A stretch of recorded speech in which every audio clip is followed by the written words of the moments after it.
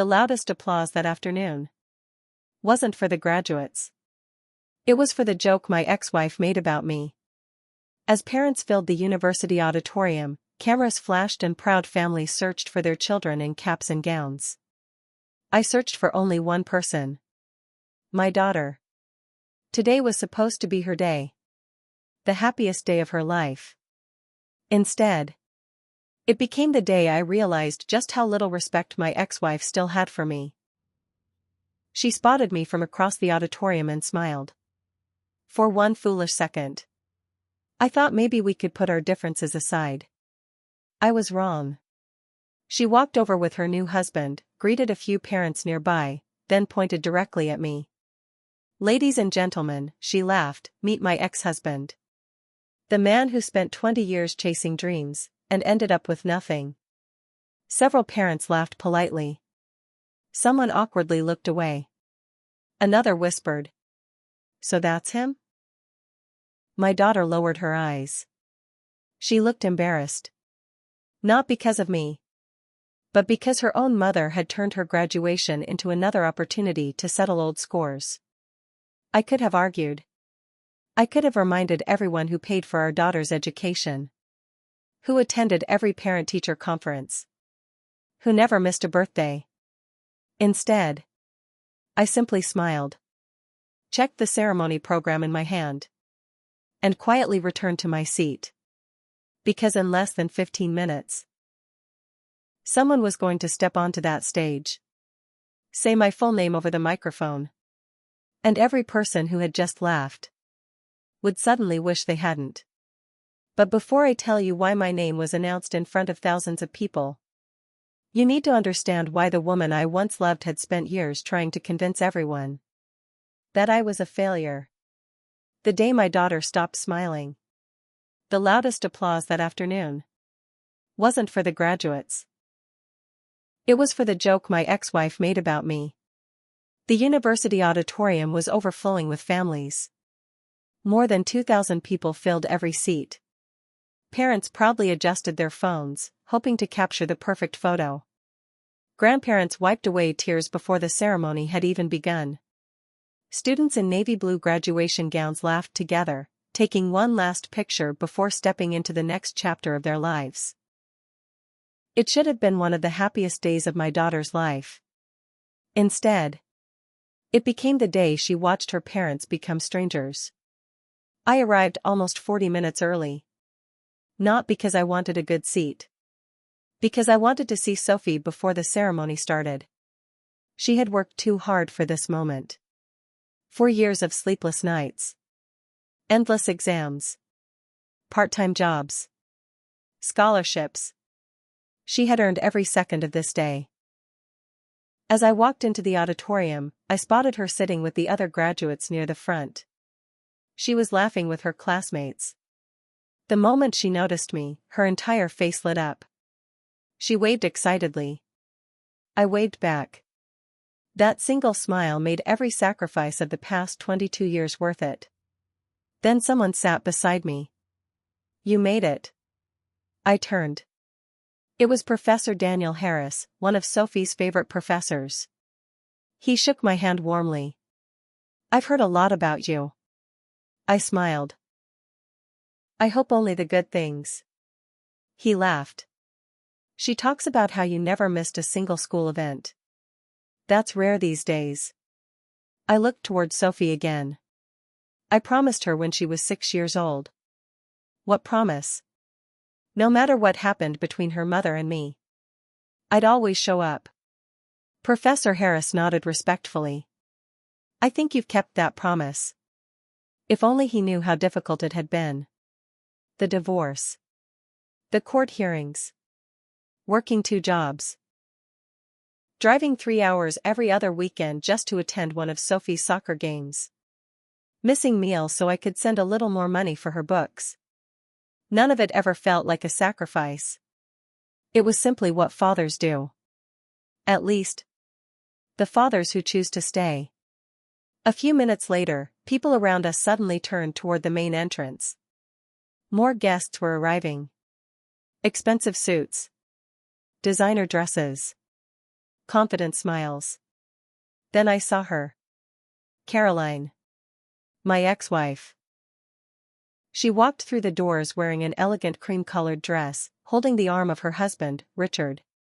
Richard owned one of the largest construction companies in the state. Successful. Confident. Wealthy. Everything Caroline had once wished I would become. She noticed me almost immediately. For a brief second. Our eyes met. I expected a polite nod. Maybe even a simple hello. Instead, she smiled. Not kindly. The kind of smile someone gives when they've already decided they've won.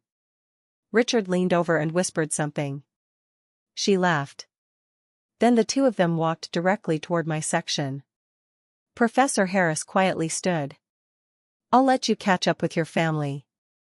Family. I almost smiled at the irony. Caroline stopped directly in front of me. Hello, David. Hello, Caroline. She looked me up and down. Still wearing the same simple navy suit I'd bought 3 years earlier. Not because I couldn't afford another one. Because I never saw the point in replacing something that still served its purpose. Richard extended his hand. It's been a while. It has. Before another word could be spoken, a group of parents recognized Caroline. Caroline. So good to see you. She greeted them enthusiastically. Introductions began. This is Richard. My husband. Everyone smiled.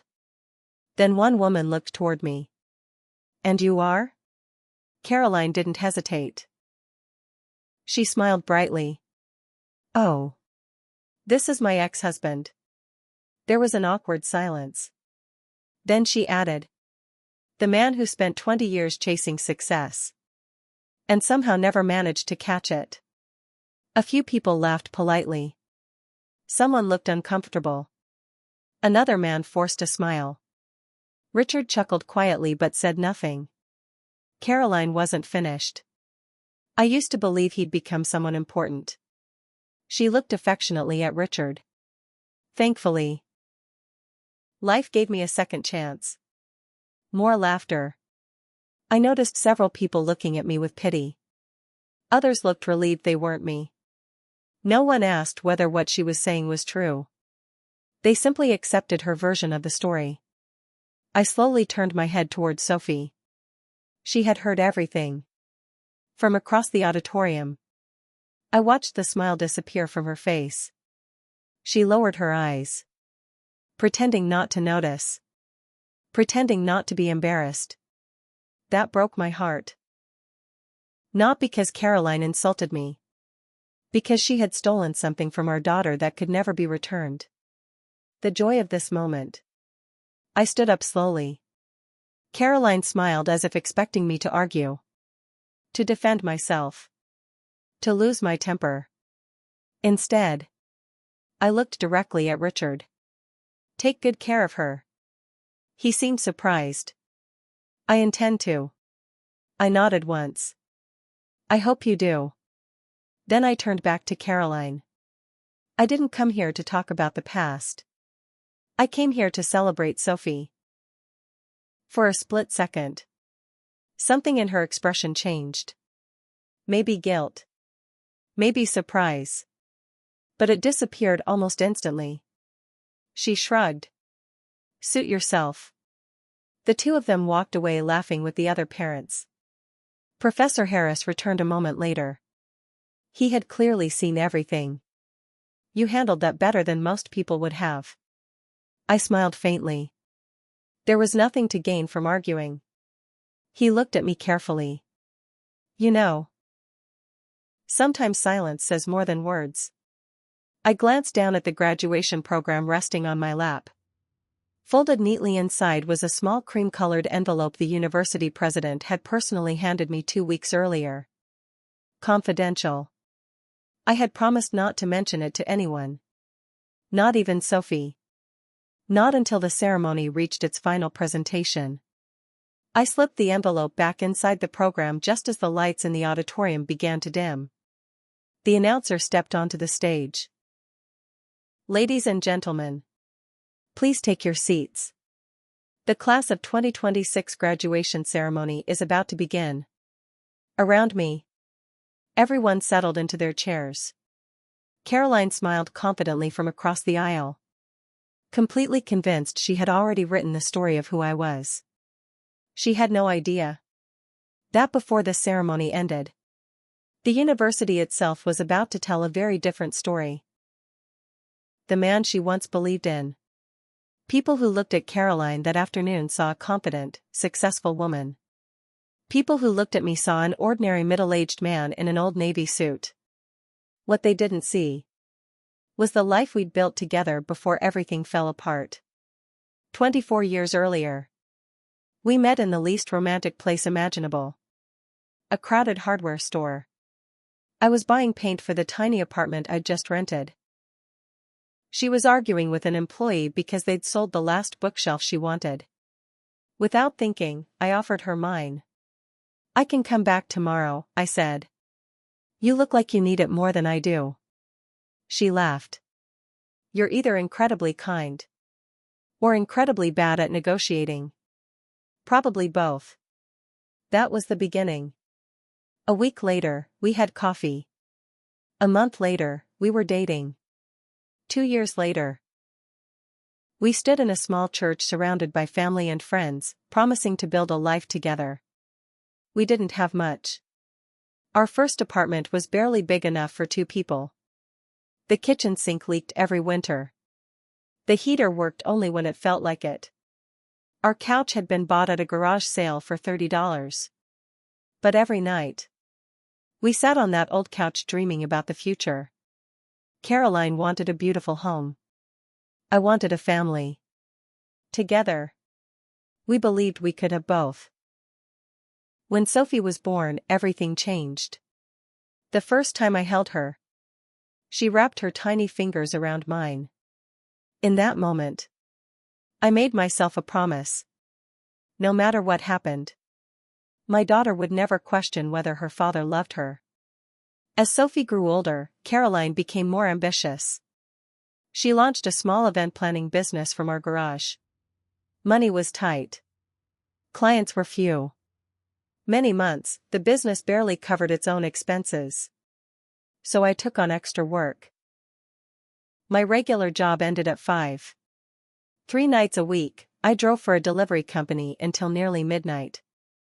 Weekends, I repaired neighbors' fences and painted houses. Not because I enjoyed working nonstop.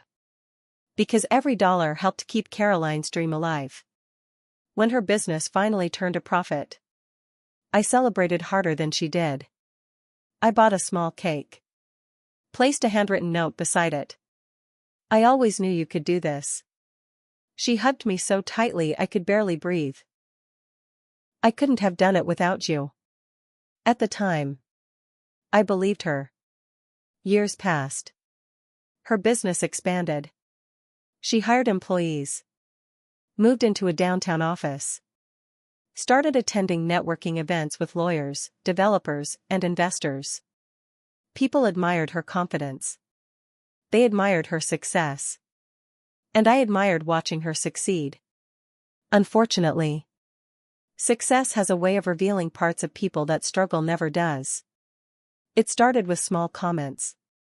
"You should buy better suits. Everyone else drives something nicer." People judge appearances. I laughed them off. I'd rather they judge my character. She smiled politely. Character doesn't impress clients. I didn't realize it then. But she had slowly begun measuring people by what they owned. Not by who they were. One evening, after attending an awards banquet for local business owners, we drove home in complete silence. Halfway there, she finally spoke. "Did you notice something tonight?" "What?" Every successful man in that room looked successful. I glanced at my jacket. "Are you talking about my suit?" "I'm talking about everything. The car. The clothes. The watch. The way you carry yourself." I smiled. I thought they were there to receive awards. They were. But image matters. I looked out the window. I've never cared much about image. I know. She sighed. And that's becoming a problem. Those words stayed with me. Not because they hurt. Because they didn't sound like the woman I'd married. They sounded like someone I'd never met before. As her business grew, our conversations grew shorter. She spent more evenings at networking dinners. More weekends at conferences. More time with people who measured success by titles and bank accounts. Meanwhile, I kept doing what I'd always done. Working. Saving. Showing up for Sophie. Every Saturday morning, we'd eat pancakes together before her soccer games. Every science fair. Every dance recital. Every parent-teacher conference. I was there. Sometimes Caroline came. Sometimes she didn't. Her business was always busy. Sophie never complained. But I noticed. Children always notice. One night, when Sophie was 13, she knocked on my office door. Dad? Yeah? Can I ask you something? Always. She sat across from me. Why do you and Mom argue about money so much? I smiled sadly. We don't argue about money. She looked confused.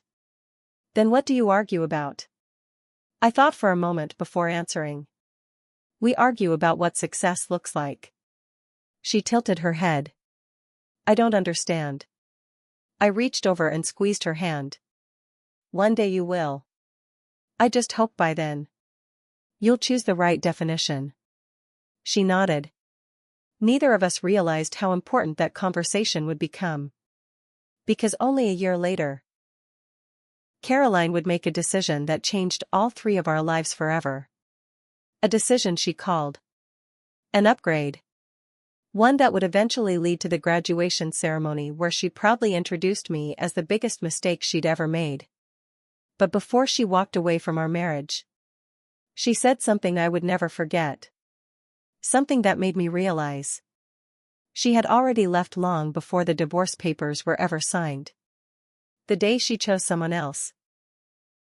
People think divorce begins with lawyers. It doesn't.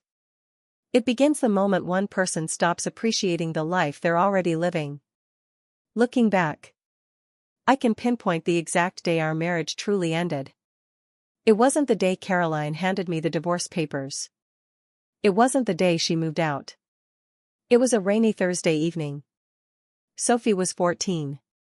She had just won first place at her school's regional science fair. For weeks, she'd been preparing a renewable energy project in our garage. Every night after work, I'd help her test small solar panels and build the presentation board. She was nervous. Excited. Hopeful. And more than anything, she wanted both her parents there.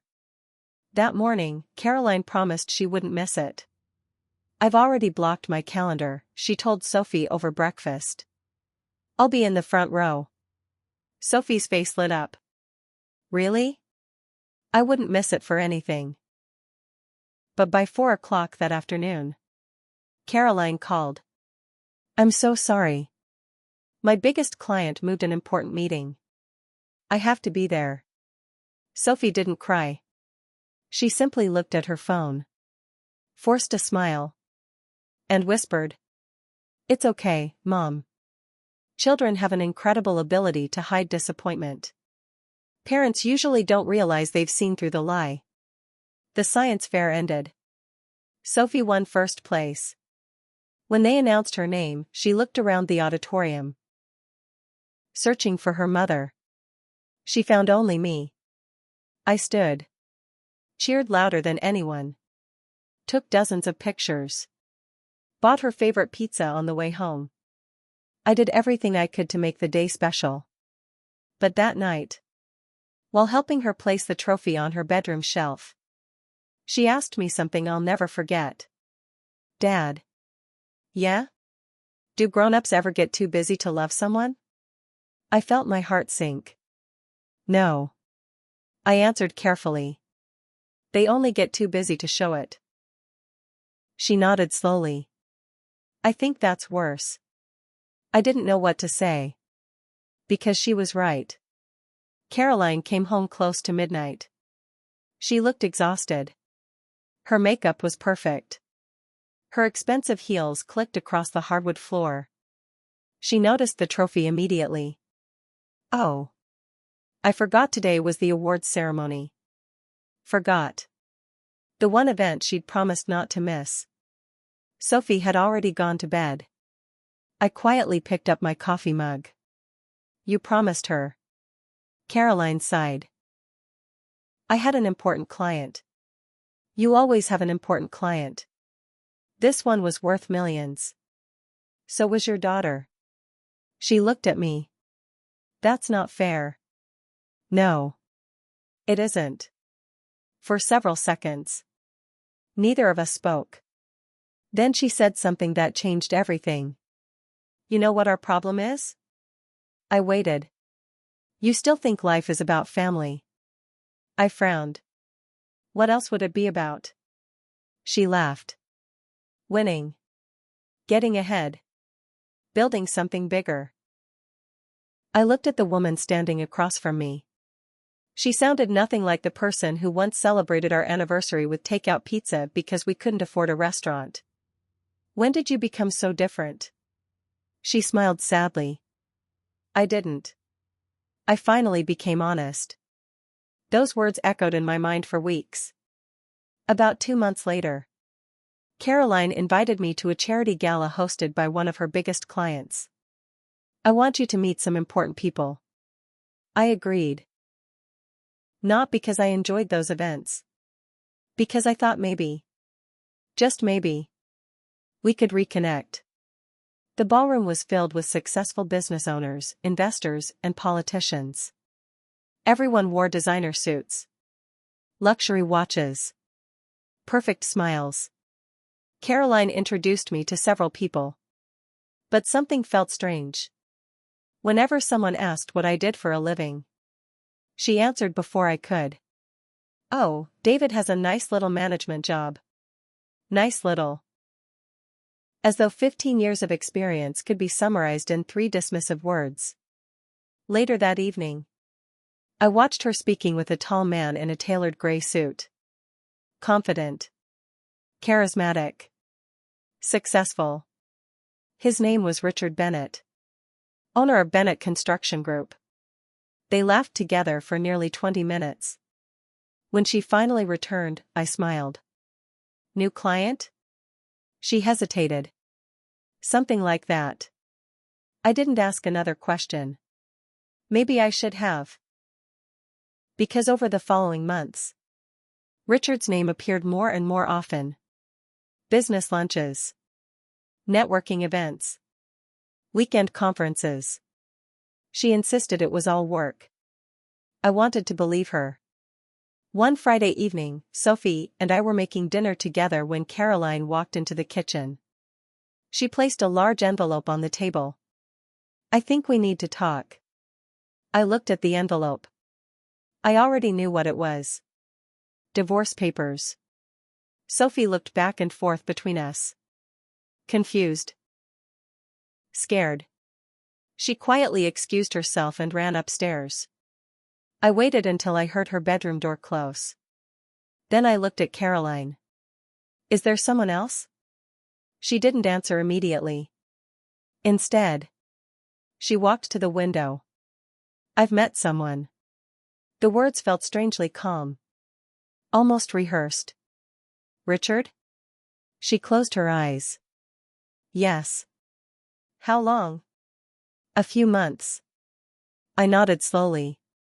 So while I was working overtime, trying to build a future for this family, you were building one with someone else. She didn't deny it. Instead, she said something that hurt far more than the affair itself. Richard believes in the life I deserve. I stared at her. And I didn't? You believed in surviving. He believes in succeeding. That was the moment I understood. She hadn't fallen in love with another man. She had fallen in love with the image of success he represented. To her, I wasn't losing my wife to Richard. I was losing her to ambition. As I quietly signed the divorce papers, I made myself one promise. No matter how painful this became, I would never make Sophie choose between her parents. She deserved better than that. What I didn't know was that over the next 8 years, Caroline would tell everyone exactly why she left me. And eventually, even my own daughter would begin wondering if her mother had been right all along. The secret nobody knew. The divorce became official on a cold Monday morning. There were no dramatic arguments. No shouting. No last-minute change of heart. Just 2 signatures. 1 judge. And 23 years of marriage reduced to a few sheets of paper. When we walked out of the courthouse, Caroline got into Richard's luxury SUV without looking back. I stood alone in the parking lot for almost 5 minutes. Not because I still hoped she'd return. Because I was trying to figure out who I was supposed to be now. A husband no longer. A father. Only every other weekend. The silence was unbearable. But I made myself another promise that day. No matter what happened between Caroline and me, Sophie would never become the battlefield. The first 2 years after the divorce were the hardest of my life. I moved into a small 1-bedroom apartment. It wasn't much. Old wooden floors.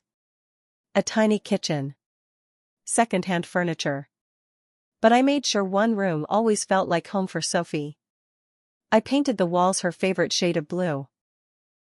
Built a bookshelf with my own hands. Hung every drawing she'd ever made for me. Whenever she visited, she'd smile and say, "It feels cozy here." That was enough for me. Meanwhile, Caroline's life looked perfect from the outside. Her business exploded. She and Richard bought a beautiful house. Luxury vacations filled their social media. New cars. Charity galas. Magazine interviews. Everyone admired them. People admired me too. They just didn't know it. Because I had stopped chasing promotions years earlier. Instead, I accepted a quieter position at the university. The salary wasn't extraordinary. Many people assumed it was a step backward. They were wrong. The job gave me something I'd never expected. Purpose. Every afternoon, students would stop by my office. Some needed career advice. Some needed help finding internships. Others simply needed someone to listen. I never charged anyone. I never asked for recognition. If I could help, I helped. One evening, a freshman named Marcus knocked on my office door. "Professor Lewis said I should talk to you." "Come in." He looked nervous. "My dad lost his job. My mom works nights. I don't think I can afford next semester." I asked him one question. "If money wasn't the problem, would you keep studying?" Without hesitation, he answered, "Absolutely." I smiled. "Then don't quit yet." The next morning, I made a phone call. By the end of the week, Marcus had a scholarship. He never knew where the money came from. Neither did anyone else. Because I asked the university to keep every donation anonymous. That wasn't unusual. It became a habit. 1 scholarship became 3. 3 became 10. Then 20. Whenever I received a bonus, part of it went to students who needed a second chance. I remembered what it felt like to worry about bills. I remembered skipping meals so Sophie could have everything she needed. If I could spare another family from that feeling, why wouldn't I? Years passed. More students graduated. Some became teachers, doctors, engineers, entrepreneurs. Every Christmas, a few would send handwritten letters. "You changed my life. Thank you for believing in me." I wouldn't be here without your help. I kept every letter in a wooden box inside my apartment. Not because I wanted praise. Because on difficult days, they reminded me that success isn't always measured by the size of a paycheck. Sometimes, it's measured by the number of lives you quietly lift. One rainy afternoon, nearly 8 years after my divorce, I received an unexpected phone call. Mr. Bennett? This is President Eleanor Brooks from Westbridge University. I straightened in my chair. The university president? She laughed softly. Yes. I hope I'm not interrupting. Not at all. I'd like to invite you to my office tomorrow morning. Is something wrong? Quite the opposite. But I'd rather discuss it in person. The next day, I arrived at the administration building. President Brooks greeted me warmly. On her desk sat a thick folder. She opened it. Inside were hundreds of pages. Donation records. Scholarship reports. Letters from former students. Volunteer programs. Community outreach projects. I looked confused. What is all this? She smiled. It's your legacy. I frowned. I don't understand. For years.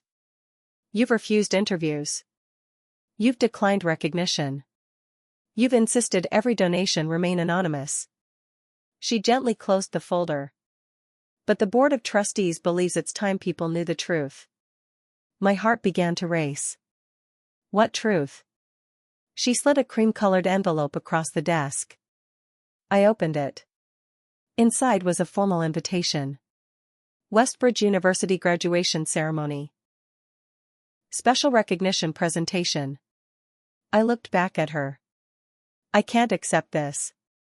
Why not? I didn't help those students for applause. I know. She smiled. That's exactly why you deserve it. I stayed silent. Then she added one final sentence. We've also invited Sophie. My eyes widened. My daughter doesn't know? No. And we'd like to keep it that way. I looked down at the invitation again. At the bottom, one line stood out in bold letters. This recognition will remain strictly confidential until the ceremony begins. I slowly folded the letter and slipped it into my jacket pocket.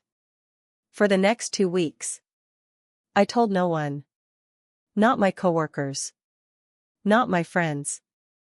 Not even Sophie. Meanwhile, Caroline continued telling anyone who would listen that I had never accomplished anything significant after the divorce. I never corrected her. Because sometimes, the truth doesn't need defending. It simply needs the right moment. And that moment was now only a few days away. The last time she called me a failure. Graduation morning arrived with clear blue skies. The kind of morning parents dream about for years. I woke before my alarm. Not because I was nervous about the university's surprise. Because today belonged to Sophie. Everything else was secondary. I carefully pressed my old navy suit, polished my shoes, and slipped the cream-colored invitation into the inside pocket of my jacket. I hadn't looked at it in days. I didn't need to. I had already decided something. No matter what happened during the ceremony, I wasn't going to let anything overshadow my daughter's achievement. If the university decided to cancel the presentation, I'd be perfectly fine with that. Seeing Sophie graduate was already enough. Around 9 o'clock, my phone rang. It was Sophie. Dad? Good morning, graduate. She laughed. You always call me that. Because today you finally earned the title. There was a short pause. I just wanted to make sure you're coming. I wouldn't miss it. You promise? I've never broken that promise. Her voice softened. I know. Then she hesitated. Mom and Richard are coming too. I figured. I'm worried. About what? She sighed. They still don't get along with you. I smiled. They don't have to. I just don't want today to become awkward. It won't. You have my word. I meant every syllable. No matter what Caroline said. I would stay focused on Sophie. When the call ended, I looked at the framed photo sitting on my bookshelf. It was taken the day Sophie learned to ride a bicycle. She couldn't have been older than 7. She had fallen 3 times that afternoon. Each time she'd looked at me with tears in her eyes. Each time I'd smiled and said, "One more try." Eventually, she rode all the way down the street by herself. Before she reached the end, she turned around and shouted, "Dad! Look!" I never stopped looking. Not then. Not now. By 11:30, the university campus was alive with excitement. Students hugged their professors. Parents posed for photos beneath banners that read, "Congratulations, class of 2026. I spotted Sophie near the fountain. She ran toward me the moment she saw me. Without caring who was watching. She wrapped her arms around me. "You made it. I told you I would." She stepped back and adjusted my tie. "You still wear this suit." "It still fits." She laughed. "Some things never change." "No. They don't." For a few peaceful minutes. It felt like old times. Just a father and his daughter. No divorce. No resentment. No history standing between us. Then, Caroline arrived. She stepped out of Richard's luxury sedan wearing an elegant designer dress and expensive sunglasses. Richard carried a large bouquet of flowers. The moment Caroline noticed Sophie hugging me, her smile faded. She walked over confidently. "Sophie. Congratulations, sweetheart." They hugged. Richard handed Sophie the flowers. "We're proud of you." "Thank you." Then Caroline looked at me. "You're early." "I usually am." She glanced at my suit. "I see you still haven't updated your wardrobe." I simply smiled. "It still works." Richard chuckled politely. Caroline wasn't finished. "You know, first impressions matter." "I suppose they do." She looked around at the other families. Most parents dress for occasions like this. I looked down at my jacket. "This is the same suit I wore to your college graduation." For the first time. She didn't have a response. Sophie looked at her mother. "Mom. Can we please not do this today?" Caroline forced a smile. "I'm just making conversation." "No." Sophie replied quietly.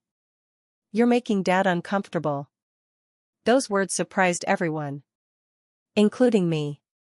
Caroline's expression tightened. "I think you're being dramatic." Before Sophie could answer, volunteers announced that graduates needed to report backstage. She hugged me once more. "I'll see you after the ceremony. I'll be cheering the loudest." "I know." Then she looked at both of us. "Please. Just today. Can we all act like adults?" Neither Caroline nor I answered.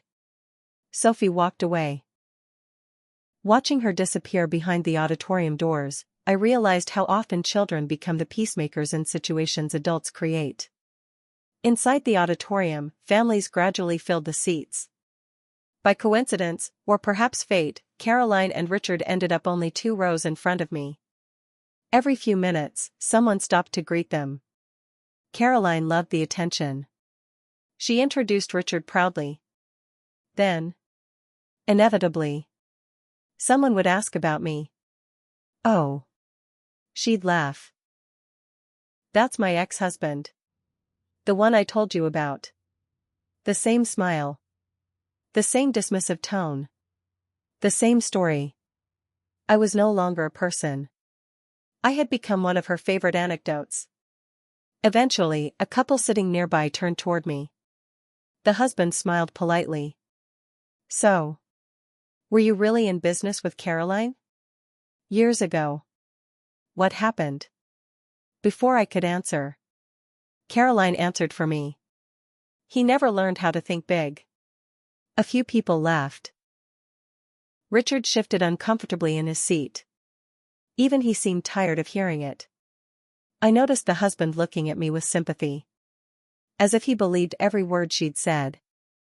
I simply nodded politely. No argument. No explanation. Because tucked safely inside my jacket was the cream-colored envelope. And backstage, the university president was reviewing a speech that would tell a very different story. Across the auditorium, I caught sight of Professor Harris. He looked at me, smiled, and subtly tapped the folder in his hands. Everything was ready. The lights dimmed. The orchestra began to play. The graduates entered the auditorium to a standing ovation. Sophie searched the audience. Our eyes met. I smiled and gave her a thumbs up. She smiled back. That one smile reminded me exactly why I'd stayed silent for all these years. Not because I was weak, but because some battles are too small to fight when you're protecting something much bigger.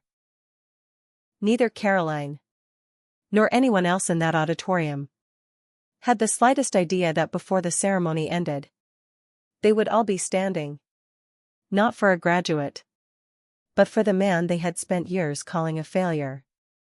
Audience. People straightened in their seats. We have one final presentation. Caroline sighed loudly. Oh great, another speech. Richard leaned toward her. It'll be quick. But something in the announcer's voice had changed. This wasn't routine anymore. This was formal. Important. Final. Backstage, I imagined the envelope in my jacket felt heavier than it should have. I didn't open it. I didn't need to. I already knew what was coming. Or at least, I thought I did. The announcer continued. This recognition is awarded to an individual whose contribution to this university. He paused. And to this community. Another pause. Has remained, until now, largely unknown to the public. Caroline rolled her eyes. Unknown contributions? Probably another donor looking for attention. Richard shrugged. Let them finish. Then the announcer said the words that changed the entire atmosphere in the room.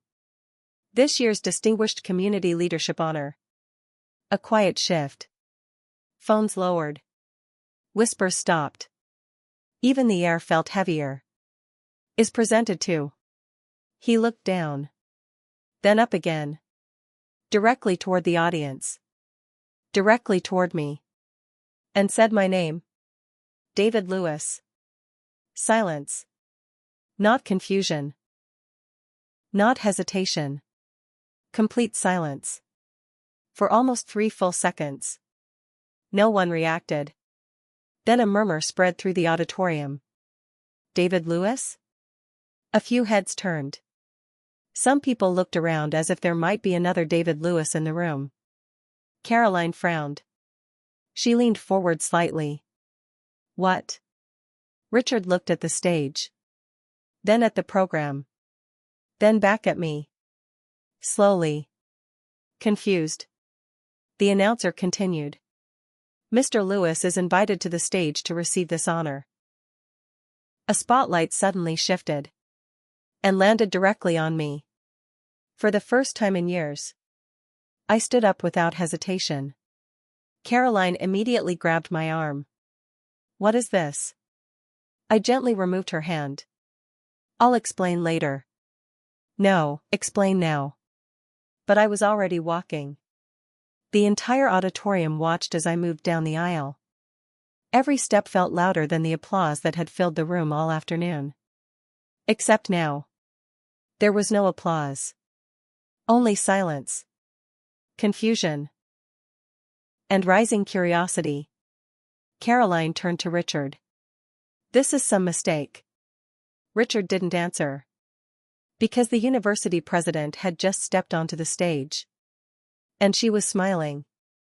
Not politely, but knowingly. As I reached the front row, Professor Harris stood and shook my hand. "You didn't tell her?" he whispered. I shook my head. "No." He smiled faintly. "Good." Then he let me pass. On stage, the announcer handed me the microphone. The spotlight burned softly above.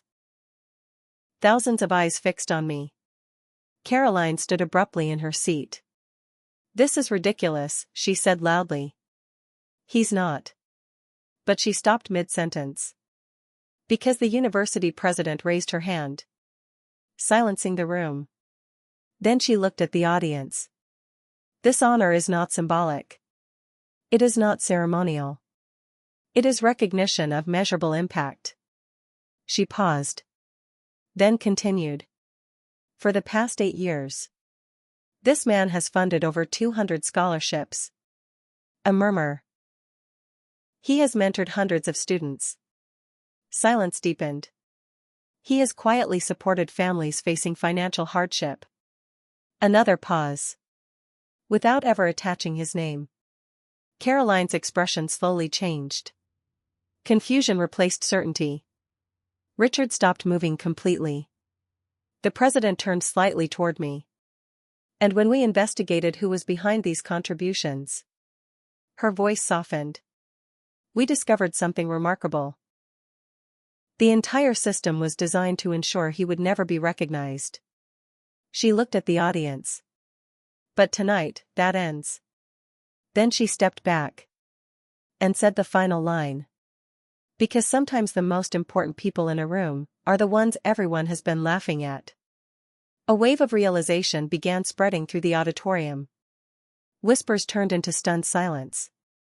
People started remembering every comment they had made. Every laugh. Every assumption.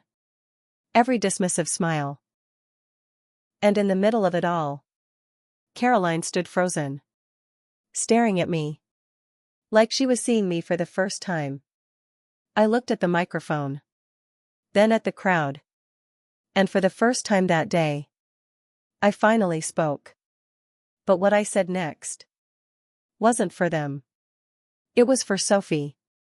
The truth that couldn't be unsaid. I was wrong. Those 3 words didn't echo like a speech. They didn't carry power. They didn't command attention. They just fell into the silence between applause and disbelief. And somehow, that made them heavier than anything Caroline had ever said before. The standing ovation was still going on. People were clapping. Some were wiping their eyes. Others were still trying to process what they had just heard. But I wasn't looking at the audience anymore. I was looking at Caroline. For the first time since I had known her. She looked unsure of herself.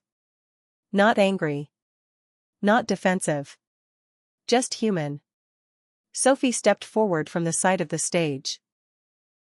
She had heard everything. Her face wasn't smiling anymore. Not because she was sad. But because she was thinking too deeply to react immediately. She walked slowly toward me. The applause softened slightly as people noticed her movement. A daughter walking toward her father on a stage meant for someone else entirely. Caroline reached out. "Sophie." But Sophie didn't stop. She kept walking. Until she stood beside me. Close enough that I could hear her breathing. The university president quietly stepped back, giving us space. The auditorium slowly settled again.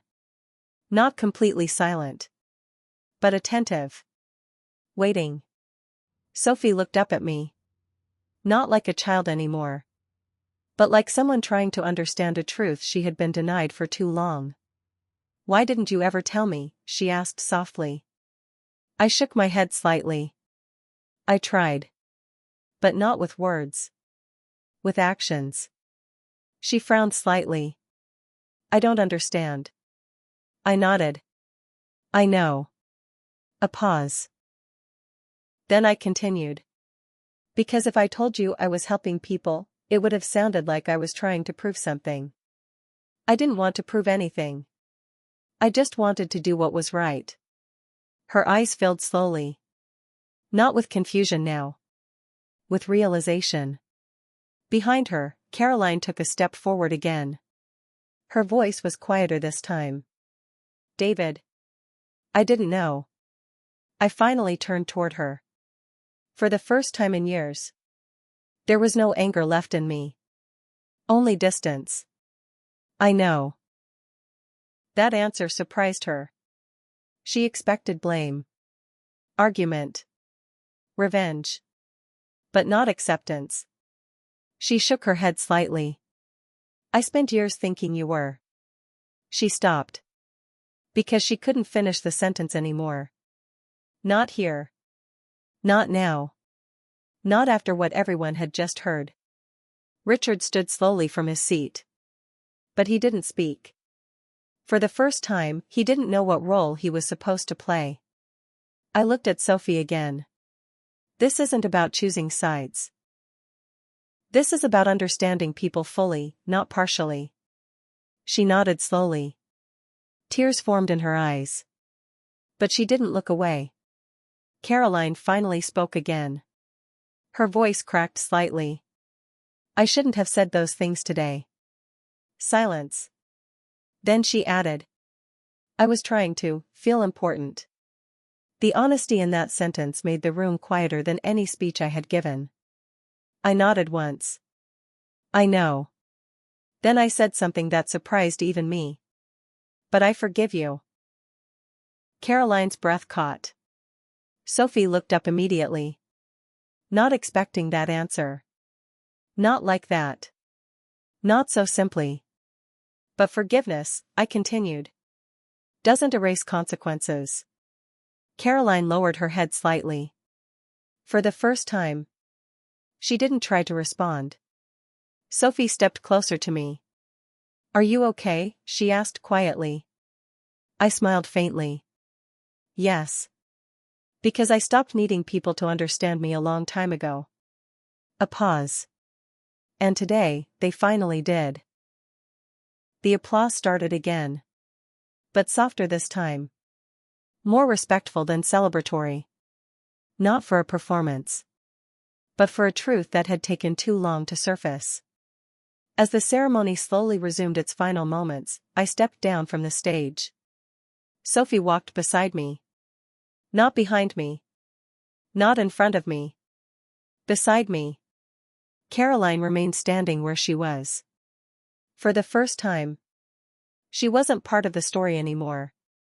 Just someone who had once misunderstood it. As we reached the exit of the auditorium, Sophie stopped for a moment.